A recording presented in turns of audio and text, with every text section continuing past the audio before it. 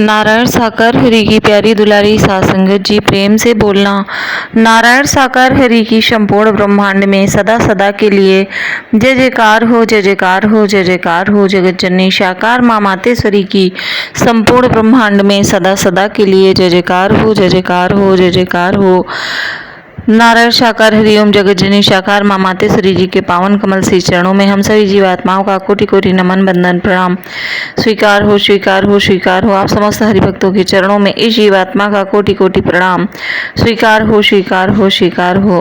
प्यारी दुलारी साध संगत जी, वैसे तो हम लोगों को साकार में हरि परमात्मा स्वयं मिल चुके हैं, लेकिन जो उन्हें स्वयं ब्रह्म मानता है और ये आस्था रख के ही उनका नाम जप करता है, उसका फल बहुत ही ज़्यादा फलदायी होता है। प्यारी दुलारी साध संगत जी, मगर अपना अपना मन है, कोई किसी रूप में स्वीकार कर रहा है, कोई किसी रूप में कर रहा है, लेकिन हरि परमात्मा स्वयं ब्रह्म है। हमने इस चीज़ को जान लिया है, इस बात को बहुत अच्छे तरीके से आत्मसात कर लिया है। प्यारी दुलारी साध संगत जी, बात आती है कि हरि का नाम स्मरण करने से हमें क्या फल मिलता है, कैसे फल मिलता है। प्यारी दुलारी साध संगत जी, चलिए आप सभी को एक प्रसंग के माध्यम से बताते हैं कि अगर एक बार भी भूलवश कहीं से हरि का नाम ले लिया, उसकी क्या महिमा होती है। तो अगर दिल से अपने मन से ध्यान से हरि का नाम लेते हैं तो फिर क्या कृपा होगी, इस बात को आप लोग समझिए। प्यारी दुलारी साध संगत जी, एक जगह पर एक संत आए हुए थे और वो जगह जगह भ्रमण करके हरि नाम की चर्चा करते थे, गांव गांव में जाकर हरि नाम की चर्चा करते थे।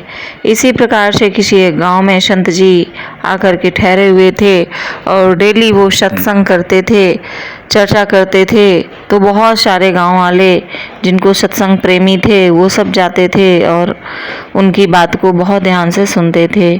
उन्हीं में से एक सेठ जी थे जो काफ़ी धनवान थे, पदवान थे, वो भी जाते थे और उनका मन बहुत ज़्यादा रमता था। सुनते सुनते सत्संग को, हरि के नाम की चर्चा को सुनते सुनते उनका मन एकदम हरि में लीन हो गया। उन्हें अपने छोटे भाई की चिंता सताने लगी कि वो तो बहुत बड़ा नास्तिक है, अब उसका क्या होगा। जिसने हरि का नाम ना लिया उसका तो जीवन व्यर्थ है, वो संसार में कितना ही सुख क्यों ना भोग ले, अंत में उसको दुख ही मिलना है। प्यारी दुलारी साध संगत जी, ऐसा विचार करके एक दिन सत्संग समाप्त होता है और वो बैठे रहते हैं। संत जी ने देखा, बुलाया, बोले सेठ जी आप क्यों बैठे हुए हैं। जैसे ही पूछा, संत जी बहुत रोने लग गए, दुखी होने लगे। संत जी ने दुख का कारण पूछा। संत जी ने जब दुख का कारण पूछा तो सेठ जी बोले, मैं अपने भाई की वजह से रो रहा हूँ, मैं बहुत दुखी हूँ। वैसे वो ठीक है, व्यवहार अच्छा है उसका, लेकिन बहुत बड़ा नास्तिक है। एक बार भी कभी भी किसी भी भगवान को नहीं मानता, किसी का नाम नहीं लेता, कोई दान पुण्य आस्था उसका कुछ भी नहीं है, बोलता है भगवान तो है ही नहीं। इस तरीके से वो भगवान का हमेशा अपमान करता है। तो मैं बहुत दुखी हूँ कि उसने तो एक बार भी आज तक, मुझे नहीं ध्यान पड़ता उसने नाम लिया है, तो उसका कैसे कल्याण होगा, कैसे तरण तारण होगा, यही सोच करके मैं रो रहा हूँ। उसकी उम्र जबकि 50 वर्ष के आसपास हो चली है, फिर भी उसका ध्यान रूहानियत की तरफ नहीं है, ऐसा वो बतलाने लगे। संत जी बोले, आप व्यर्थ में चिंता करते हो, उनका भी कल्याण हो जाएगा, आप परेशान ना हो। सेठ जी ने कहा, मुझे आप पर पूरा भरोसा है, मगर मेरा मन नहीं मान रहा है कि कैसे उसका तरण तारण होगा। आप कल हमारे घर पर सत्संग समाप्त होने के बाद आइए और मेरे भाई को थोड़ा समझाने की कोशिश कीजिए। इस तरीके से उन्होंने चरणों में संत जी की विनती प्रार्थना की। संत जी ने सहर्ष स्वीकार कर लिया कि चलो, संतों का तो काम ही है किसी का उद्धार करना, किसी की राह को आसान करना। अपने मान सम्मान से, अपमान से क्या लेना देना, संतों का सम्मान होता ही कहाँ है, क्योंकि इस चीज़ के लिए मजबूत बनना पड़ता है। ऐसा विचार करके वो दूसरे दिन सत्संग समाप्त होने के बाद में सेठ जी के घर पर पहुँचे। पूरा परिवार उनका इंतजार कर रहा था। संत जी बैठे जाकर के वैसे ही सेठ जी छोटे भाई के पास गए कमरे में। बोले संत जी हमारे घर पर पधारे हैं, चलो 2 पल बैठ लो चल के। नहीं मानते तो क्या हो गया। वो बोला ना मैं जानूं भगवान को, ना मैं जानूं संत को, तुम ही इनको खाना खिलाओ, तुम ही इनका आदर सत्कार करो, मुझे किसी से कोई लेना देना नहीं है। ऐसे शब्द संत ने भी सुने और सेठ जी आकर के विनती प्रार्थना करने लगे हाथ जोड़ करके कि देखो आपने भी सुना किस तरीके का ये नास्तिक है, बिल्कुल नहीं मानता है। संत जी बोले कि एक काम करो कि आप सभी लोग बाहर बैठो और इसके कमरे में केवल मैं और ये रहेगा, बाकी कोई नहीं रहेगा। वो बोले सभी लोग घर वाले बोले चलो ठीक है हम बाहर हैं, आप बात करिए। संत जी अंदर गए, कंधे पर हाथ रखा, सेठ जी के छोटे भाई के बोले कितना कमा लेते हो, कितना कमाई अब तक कर लिया है, क्या क्या कमाया है। उसने संत जी की तरफ टेढ़ी निगाहों से देखा और बोला अपना हाथ तुरंत हटा लीजिए, मुझे कोई ज्ञान नहीं चाहिए, मुझे कोई मतलब नहीं है तुमसे, यहाँ से चले जाओ तुरंत। ना मैं भगवान को मानता हूँ, ना मैं तुम्हें मानता हूँ। जितने बड़े तुम आस्तिक हो मैं उतना ही बड़ा नास्तिक हूँ, इसलिए यहाँ से तुरंत चले जाओ। संत जी जानते थे कि कभी कभी उंगली टेढ़ी भी करनी पड़ती है। इस तरीके से संत जी ने अपने तप का थोड़ा सा प्रयोग किया और उनको इस तरीके से उनका हाथ एक पकड़ के मोड़ा। बोले तुरंत आप हरि का नाम लीजिए, नारायण हरि का नाम स्मरण कीजिए। बोलिए अपनी जिह्वा से मैंने सेठ जी से वादा किया है कि आपका भी कल्याण होगा। वो बोला मैं नाम नहीं लूँगा, मैं किसी भगवान को नहीं मानता। जो है इस तरीके से वो नाम नहीं ले रहा था। संत जी ने थोड़ा और कस के दबाया जब हाथ को, तो उसने भयवश उसने सोचा ये तो मेरा हाथ ही तोड़ देगा और घर वाले भी झगड़ा करेंगे मुझसे बाद में, तो उसने भयवश एक बार नारायण हरि का नाम ले लिया। वैसे ही संत जी ने छोड़ दिया और कमरे को खोला और बाहर आकर के बोले तुम्हारे भाई का कल्याण हो गया। सेठ जी बोले मेरे भाई का कल्याण कैसे हो गया, अंदर से तो बहुत वैसी आवाज़ें आ रही थीं और कैसे कल्याण हो गया। बोले बस हो गया कल्याण, आप मुझ पर विश्वास कीजिए। ऐसा कह करके से संत जी सेठ जी के घर से चले जाते हैं। प्यारी दुलारी साध संगत जी, कुछ ही दिनों के पश्चात सेठ के छोटे भाई की मृत्यु हो जाती है और उसको यमदूत घसीटते हुए ले जाते हैं। जैसे ही यमराज के सामने वो खड़ा होता है, यमराज कहते हैं इसका लेखा जोखा देखिए बताइए। चित्रगुप्त ने देखा, बोले ये तो बहुत बड़ा नास्तिक है, इसने आज तक जीवन में कभी भी दान पुण्य नहीं किया, कभी भी इसने किसी का भला नहीं किया है और ऐसे व्यक्ति को तो तुरंत नरक में भेज देना चाहिए। यमराज ने कहा इसको तुरंत नरक में डालो।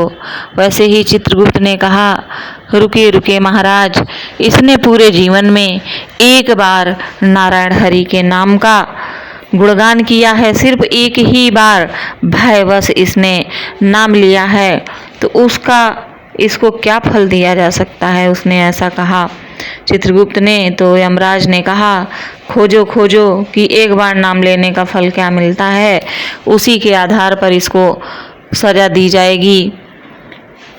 चित्रगुप्त ने पूरा लेखा जोखा देख लिया, कहीं भी फल का वर्णन नहीं मिला। तो यमराज ने कहा मैं तो यहाँ पर, धर्मराज ने कहा मैं यहाँ पर इंसाफ करने के लिए बैठा हुआ हूँ और जिसने एक बार भी नाम लिया है उसका क्या फल है, मैं बगैर ये जाने हुए इसको नरक में नहीं भेज सकता हूँ। वैसे ही धर्मराज ने कहा कि ये तो कहीं पर इसका विवरण नहीं मिल रहा है, इसकी कैसे पता किया जाए। वो उसको लेकर के, जो सेठ का भाई था उसको लेकर के चल दिए। बोले चलो इंद्र के पास चलते हैं, उन्हीं से पूछते हैं, उन्हें जानकारी हो सकती है। जब इंद्र से कहा कि एक बार हरि नाम लेने का क्या महत्व है, क्या फल है वो बताइए। इंद्र ने कहा बहुत खोजा, बोले मुझे तो बिल्कुल भी पता नहीं है, बार बार जप का तो पता है कि मोक्ष की प्राप्ति होती है, मगर एक बार नाम लेने का क्या फल मिलता है, मुझे इस बात का बिल्कुल कोई भी ज्ञान नहीं है। बोले चलो सभी लोग ब्रह्मा जी के पास में चलते हैं। सभी लोग एकत्र होकर के ब्रह्मा जी के पास में पहुँचे। ब्रह्मा जी ने कहा कि ये तुम मृत्यु लोक की किस आत्मा को लेकर के यहाँ पर तुम आ गए हो और इसको क्यों साथ लेकर के आए हो। धर्मराज ने कहा बहुत दुविधा में पड़ गया हूँ प्रभु, इंद्रदेव को भी नहीं पता, मुझे भी नहीं पता, आप तो वेदों के ज्ञाता हैं, आप ही मुझे मार्ग दिखा दीजिए कि एक बार नारायण हरि के नाम के सुमिरन का क्या अर्थ होता है, क्या फल मिलता है।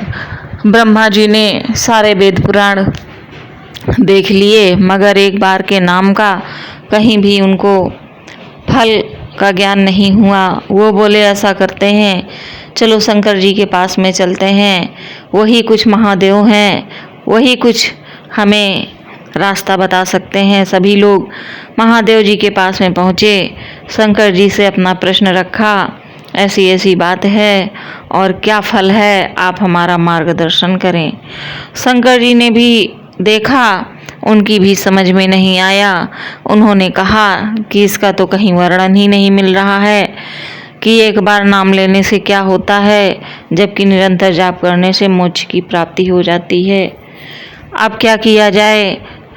तब महादेव ने कहा ऐसा करते हैं कि स्वयं ही नारायण हरि के पास में चलते हैं, अब तो वही बता पाएंगे कि एक बार का नाम लेने का क्या महत्व है, क्या फल मिलता है।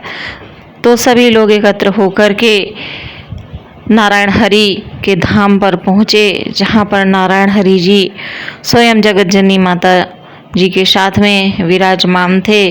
जब इस प्रकार से सभी को वहाँ पर देखा कि ब्रह्मा, शंकर, इंद्र, धर्मराज, यमराज और एक मानव की आत्मा वहाँ मौजूद है, तो श्री हरि ने कहा कि आप बताइए कैसे आपका यहाँ पर आगमन हुआ है। तब इस व्यथा को, अपनी इस जिज्ञासा को कह बताया सभी लोगों ने कि हे प्रभु, मैंने सारे वेद ग्रंथों में देख लिया मगर एक बार आपका नाम स्मरण करने का कहीं पर कोई भी लेखा जोखा नहीं है। उन्होंने जैसे ही इतनी बात कही वैसे ही माता रानी मुस्कुराने लगी। जो है वैसे ही श्री हरि ने देखा, मुस्कुराए और बोले आप क्यों मुस्कुरा रही हैं। तो माता रानी ने कहा जगत जननी ने कि हे नाथ, इनको अभी तक यही ज्ञात नहीं है कि आपका एक बार नाम स्मरण करने का क्या महत्व है, क्या फल मिलता है। ये मनुष्य जिसने कभी जीवन में किसी भी देवी देवता का नाम नहीं लिया, आपके नाम का कभी स्मरण नहीं किया है, केवल एक बार भयवश इसने नाम लिया है दबाव में और आज आपके सम्मुख खड़ा है। इसने धर्मराज, स्वर्गलोक, इंद्रदेव, स्वयं ब्रह्म लोक और महादेव का लोक घूमते हुए श्री हरि धाम तक आ पहुंचा है और आपके दर्शन कर रहा है, सारे देवताओं की बातें सुन रहा है। इससे बड़ा सौभाग्य, इससे बड़ा फल, इससे बड़ा महत्व क्या हो सकता है। तो प्यारी दुलारी साध संगत जी, अब तो आप सभी को समझ में आ गया होगा कि अगर हम भूलवश भी एक बार हरि परमात्मा का नाम ले लेते हैं तो उसका क्या ही फल मिलता है, और अगर हम निरंतर इस नाम का, हरि के सत्य के साथ का अगर जप करते रहें, आते जाते रहें, तो फिर हमें क्या ही फल मिलने वाला है। प्यारी दुलारी साध संगत जी, ये तो संसार है, यहाँ व्याधियाँ लगी रहती हैं, सुख दुख लगे रहते हैं, लेकिन हरि नाम की महिमा का बहुत ही अपरंपार महत्व है जिसका बखान नहीं किया जा सकता। आपको ये प्रसंग कैसा लगा कमेंट करके जरूर बताइएगा। प्रेम से बोलना नारायण साकार हरि की संपूर्ण ब्रह्मांड में सदा सदा के लिए जय जयकार हो, जय जयकार हो, जय जयकार।